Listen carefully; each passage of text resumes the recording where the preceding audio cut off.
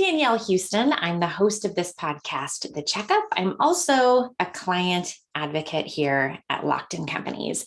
This month is April. It's Financial Awareness Month, which seemed to be a really great time then to invite my friend Brandon Steele to come on to my podcast and talk about what he and Mainsail are doing specifically this month around education, but then to talk about this collision between your retirement planning and your employee benefits. And oftentimes these two things are left incredibly separate, and yet the data, the statistics all tell us they're very connected. So I'm looking forward to hearing Brandon's thoughts around that. That's what you can expect to hear today. But first, I want to welcome Brandon Steele. He is a chief financial planner and a CHFC. What is CHFC, Brandon?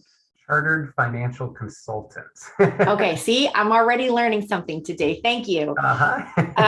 So he's a financial planner. He's a CEO and co-founder of Mainsail Financial Group. They are in Bellevue, Washington. He graduated from Washington State University, and he has spent the last decade working to help educate and prepare families for retirement. In 2021, Brandon wrote his first book, Retire by Design, where he shares thoughtful strategies to help readers design a purposeful retirement plan. Additionally, Brandon's been featured in Forbes, Business Insider, and Puget Sound Business Journal, among others. In his free time, Brandon is an avid golfer and enjoys spending time with his dog, Sophie. But this morning, he's spending time with us. Good morning. Good morning. Thank you for the introduction. Well, welcome to the Checkup. I was a guest on your podcast last year, and we talked about employee benefits and some strategies that employers could consider and think about with, their own organizations. But I'm really glad to have the opportunity to have you come here and talk to my listeners. And I think I mentioned this. It makes sense to do it, especially during Financial Awareness Month, where hopefully we're all kind of taking a look at what are some of the things we could do better? What are some of the steps we can take? The numbers around saving for retirement in particular are quite, it's a little scary. Would you say so? I would agree with that for sure. Yeah. I think, looking at average savers or average retirement accounts can be a little concerning for sure. Yeah. And I also want to say that I appreciate the amount of education that you put out through social media. It's free. They are these really great bites of information. I think finance can be so intimidating. And since so many of us really didn't learn early enough, or maybe at all, about some of these concepts, that makes it even more intimidating. And, if you're in a retirement planning meeting at your work, or you have someone come out and you're in a group, I often think that people are even more concerned about asking the questions, because who wants to point themselves out as saying, like, I don't know, and everybody else seems to do that. So I appreciate that effort of making it accessible. And I think you and I have some similar, passions around that in our respective places. So specifically to Financial Awareness Month, what are you and Mainsail doing? Yeah. Thanks for the nice words too. I think that we try really hard to focus on education. I'll back up a little bit and I'll share a little bit about the financial awareness. So financial education has always been super important to me. It's why I wrote the book, why, we do a lot on social, because quite honestly, I had no idea about a lot of these things growing up. Like, finances weren't really a topic that was covered in our house. So I had to learn kind of firsthand and, through books and all that stuff. And so that's kind of why this is so important to me to get this stuff out, is hopefully get the right information out there and make sure people feel empowered moving forward. So we do a lot on social. We try and share a lot of articles that are relevant at the time. We, do like a weekly update talking about the markets and the data out there. But specifically for Financial Awareness Month, we had been and still are super excited that we actually offered a free 7-day financial challenge to start the month. So it is wrapped up now, but you can find it on my Facebook page if you still want to watch the videos and kind of tune into some of the days that we covered. But it was a lot of fun. So, you know, it was a lot of work going into it. We were super excited for it and just kind of had a new topic every day. We touched on everything from, you know, basic expenses and budgeting, although maybe a new flavor of budgeting at least, all the way to estate planning and, you know, looking at trusts and things like that. So we kind of went through the whole gamut there. Nice. Well, so you're on Facebook. Is it your personal page or is it a Mainsail page? It's on both. Okay. But there's usually a little bit more on my personal page if you want to check that out. Okay. Well, I encourage people to do that because whether it's April, May, or maybe you're listening to this later, it is never too late to take some steps toward saving. And I have to coach myself through that too, Brandon, because, you know, like you, I didn't learn much as a young person, and most of it was trial and error. And I'll save the, some of the stories for maybe another time, but one of my favorite stories about talking about 401k is my very first experience with, an HR lady. And, it was my first real job. And I think I was maybe 20 years old, and her name was Mary Lou. And she cornered me in the mailroom one day to ask me why I wasn't saving in my 401k. And she explained the money I was leaving on the table. And Mary Lou had no idea really what I was going through in my personal life or how that seemed like such an incredible amount of money. I could do a lot with $20 in a week back in 1995-ish, so I appreciate these conversations about helping people where they are, because I think often there's an assumption that people aren't saving simply because they don't care or they don't have enough self-control to not stop at Starbucks. And there is a population within every organization where that's absolutely not the case. Yeah. So along those lines, I love the approach with the financial challenge this month. What are you doing with employers who are looking at their retirement plan saying we need to increase engagement? Why aren't people saving? So we do quite a bit. Actually, maybe before I get into kind of what we're doing now, we also actually are launching a program coming up in June called Life Raft is what we're calling it. But it's a purely educational platform, so like a monthly subscription basis. But we are really excited about that because it's another opportunity just to kind of like dig in even further and really get that education out there. So that'll be something new that we're going to be offering very, very soon here.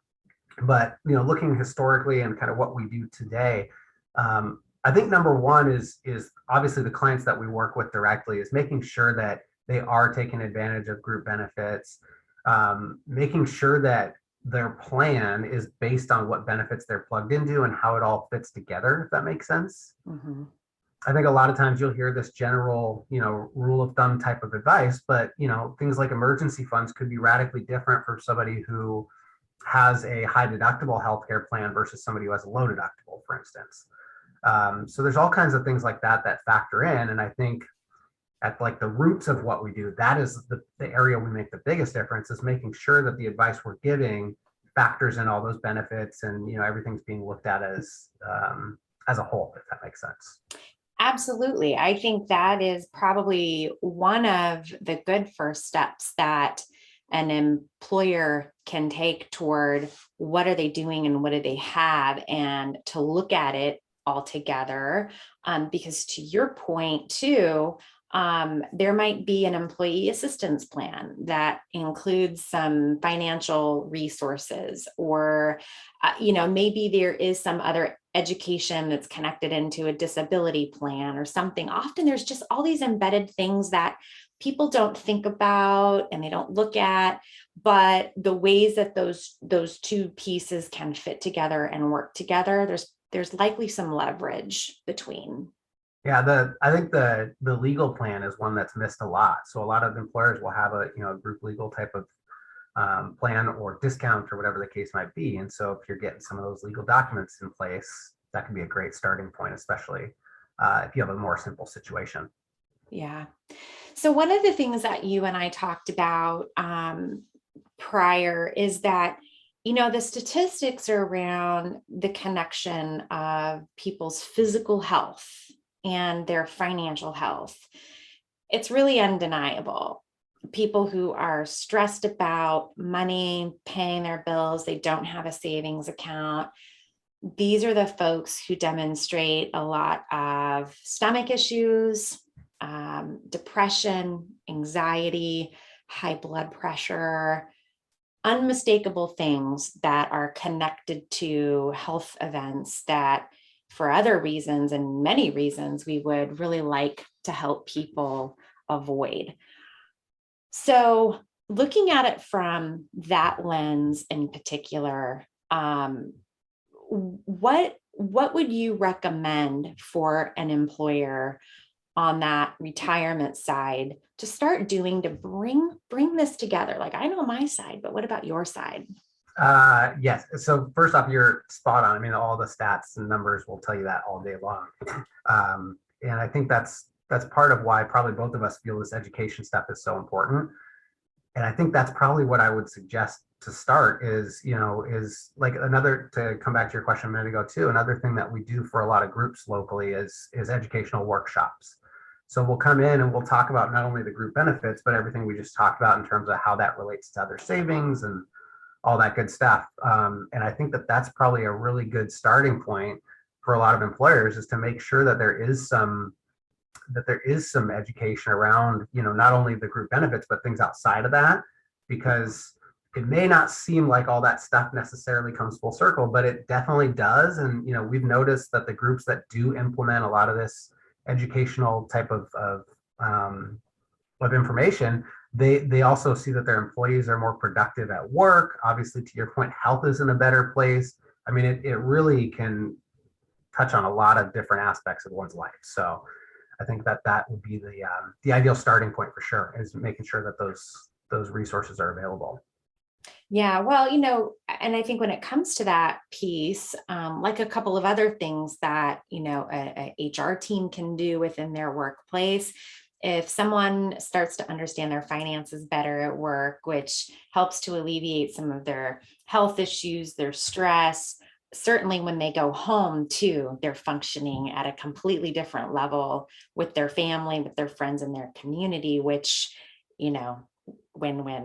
win. So, Exactly. lots of great reasons, to help get in the trenches on some of this and look at it differently. One of the things that I think too is that, often in working with a client, someone like you and I, who are on these different sides of benefits, aren't often brought together either. And I think that is also a really powerful consideration for an employer. Why are you keeping the two advisors separate? I mean, that's what we are, right? And if someone like you and I can sit down with our client information and, I can look at what you have and you can look at what I have, and we can come up with a different idea and a different strategy to layer those things together, that also seems like a pretty compelling offering and real teamwork for an employer. Yeah, I agree 100%. When we're doing a lot of those educational workshops, that's something that we try and suggest, is that there is that communication, because they should integrate, and the employees should understand how to use the two to really make the most of the whole picture. Yeah. That's a really good point. What kind of education are you finding is the most impactful for employees? I might be a little bit biased here, just because I think that this is where we make the biggest difference for our clients. But I would say tax planning. I think that there's a lot of just basic information out there, which is better than nothing. But I do think by just taking a little bit more thought around some of the tax strategies you put in place, whether that's through, group insurance benefits or group 401ks, and how, the taxes will work in those scenarios, those are areas where you can really make a huge difference if you just kind of make some of those small tweaks in the right direction over time. Small tweaks. We can do small tweaks, right? Where are some of the other opportunities you see, maybe for small tweaks for people to really start either saving today or starting to save more? I think so. I think to go back to like you brought up the idea of the Starbucks, right? And where that money's going. I think that generally speaking, we kind of look at this budgeting thing as like a different flavor of budgeting. It's not just about how much you're spending and telling you to spend in certain areas or not in others. Um, because at the end of the day, and I realize this is very against like the common words that you'll hear. I mean, a Starbucks a month isn't going to make or break your retirement, right? If that's the case, you've probably got bigger issues. And so what we like to do is to look at expenses in two categories, needs and wants, and just understanding that it's not to say that you are doing anything wrong in your spending, but that way you can really look at, okay, what do I actually need every month? Shelter, food, water, right? All the essentials. And then what am I spending there versus what I would consider wants? For me, golf is one of those, for instance. Eating out versus right food at home, all those types of things. And that way you can really understand where you are spending. And if you want to cut because it can make a difference, then you know where you can do so effectively, if that makes sense. It absolutely does. And I think, some of the things that people try to, maybe they get a little too hard on themselves. They look at where they're spending. And, in your example, some people could look at your budget and say, spending money to go golf. But on the flip side of that, right, if that's your physical activity, your connection with community, time outside, those are all things that are so good for you. So I know, like when I look at my budget, I look at the things like, where am I spending where I'm really not getting anything out of it, or it's really not great for me, right? Are these the things that are really helping to influence the life that I want and the life that I have? Or is it really kind of taking me a couple steps away from that? And that can be a hard internal conversation to Yeah, have that's a good sometimes. one. Happy hours may go on that list Right? sometimes. Yeah.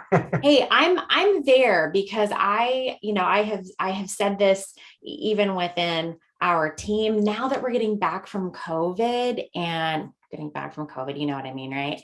People are starting to see each other more often. One of the go-tos is like, hey, let's meet for happy hour. And I'm like, let's not. Can we do something else? Because for the last couple of years, if we've been inside more, and again, the numbers are telling us that people have been indulging more, drinking more, the last thing I want to do is necessarily put more into that bucket for myself or anyone else, right? So like, hey, could we meet up like at a gym? Can we go for a walk? Can we Right. get outside? Golfing. Right, golfing, of course, it's a great form of exercise. So you and I have talked about this, but I think it would be great for you to share with our listeners. Well, two things, but let's start with the first one. Why are you passionate about what you do? Yeah, so it goes back to my upbringing, basically. I think that's where it all comes from. Again, my family, like we weren't poor, I wouldn't say, but we definitely didn't have a ton of money. We were, watching things closely and had to kind of keep things tight. And so I think that that's where a lot of this comes from, is that because we weren't having those conversations, I felt like there had to be a way to take a little more charge and create some options. And so that's really where it started. I started kind of like learning more about the industry. I went to school and studied economics. And really, when I got out of school, my first interview, I had no idea what I wanted to do.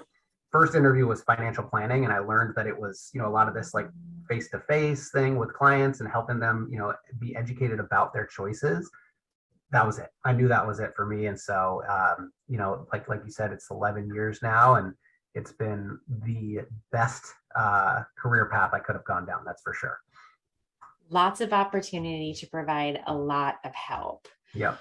So for someone listening to this today, if they're an organization who thinks that perhaps your services would fit them, maybe just share a little bit about what are the organizations that you find really good fit with. Sure. Yeah. And you're talking about from the company side of of this? Company and individual. Okay. There might be someone listening to this who's looking at some family events or some other things that could really benefit from some one-on-one with Okay. you. Yeah, on the company side of it, so we help a lot of groups with 401k business, usually smaller groups. So, let's say 3 to 15 million or so in assets, that type of size. But also education. So whether we actually help with the 401k or not, we still offer this free education program as just a way to kind of help, obviously, make sure that their group is taking the most advantage of those benefits. So for that, the size doesn't matter a whole lot. The 401k, that's where we're going to be best fit. But a lot of the conversations from there obviously gives us the opportunity to be candid, to speak with, anybody who has more questions and all that. So on the individual side, we typically work with folks who are closer to retirement, pre-retirees, retirees, and really looking for how do they kind of make the most of what they put aside and thinking about tax planning and all that good stuff. Okay. And certainly, there are lots of folks out there who I'm sure are working toward retirement or making up for all the years that they didn't save and they're trying to get to retirement. So I hope that some folks find you and that you can help them chart a path that they feel really that they feel comfortable and empowered in, right? Because aren't we all like, I don't want to work forever. My goodness. Okay, magic 8-ball question. And I ask this because I watch your Thursday updates. So for other people listening, if you kind of want to hear what's going on in the economy, what are the things that are shaping, what we're spending for, oh my God, for like gas and all of that, Thursdays, right? You post on Thursdays. Love it. Thank you. Interest rates on home loans. What's going to happen?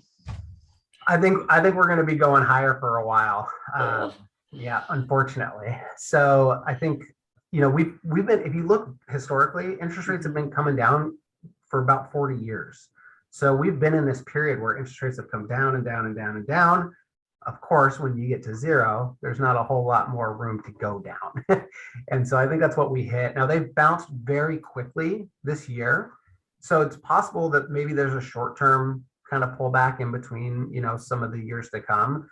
But I imagine that we'll see interest rates continue to climb over the years. And, if you were able to get a mortgage at some of the rates, just a year ago, you're probably feeling very happy with what you picked up there.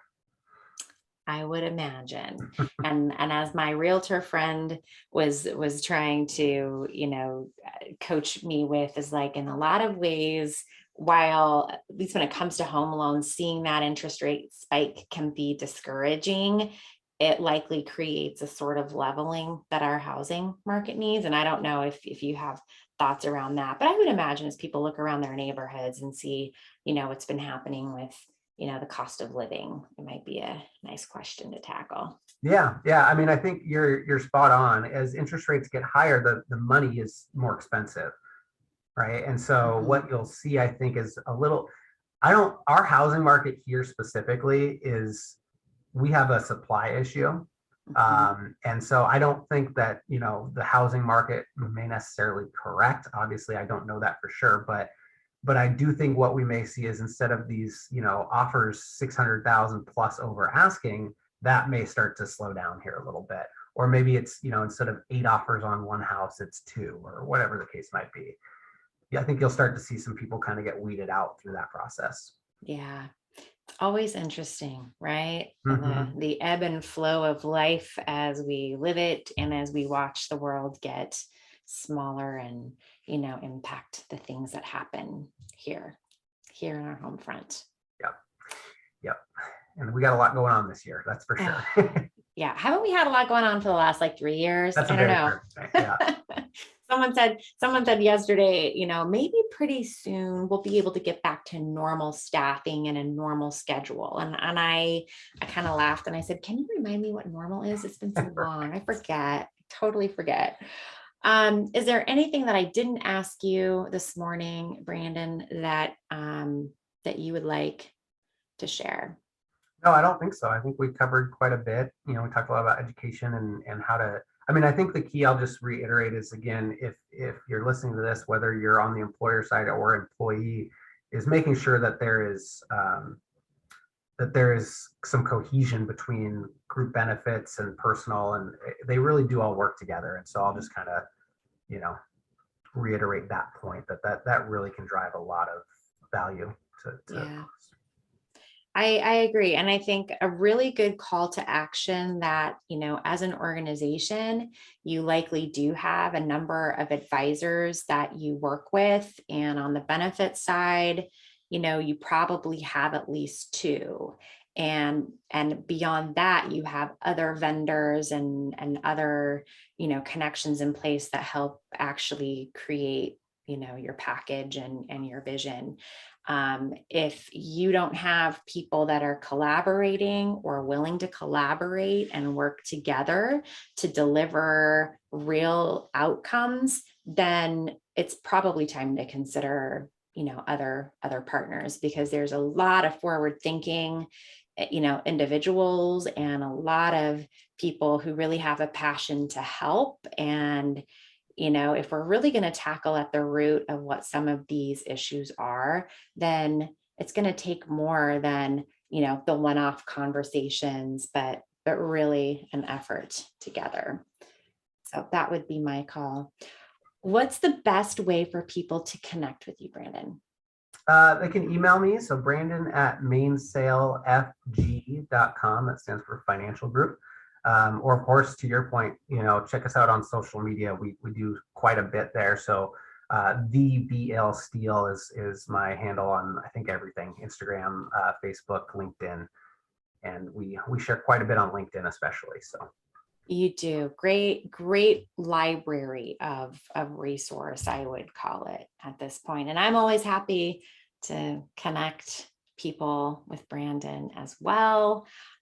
You are always welcome to come back. And Brandon, as you guys start to launch Life Raft, and you want to come back and share that and talk about that, I would be happy to use our platform too to help people connect with great resources. Sure, that would be great. I'd love to do that. All right. Well, everyone out there listening, you can follow my YouTube channel for more content. You can listen to these in podcast on your favorite platform. And, I'll just put it out there too. I'm always looking for HR stories or other ways to connect and provide resources too that aren't necessarily in my wheelhouse. So if you have an interest in sharing, reach out, because I would love to hear it. And again, if you want to connect with Brandon, please do so. We are here because we know there are people who really do need our services, and we believe that we can do something to help change the tide and bring some optimism to what you're doing and what you're planning for. So thanks for listening to this episode, and until the next time, take good care.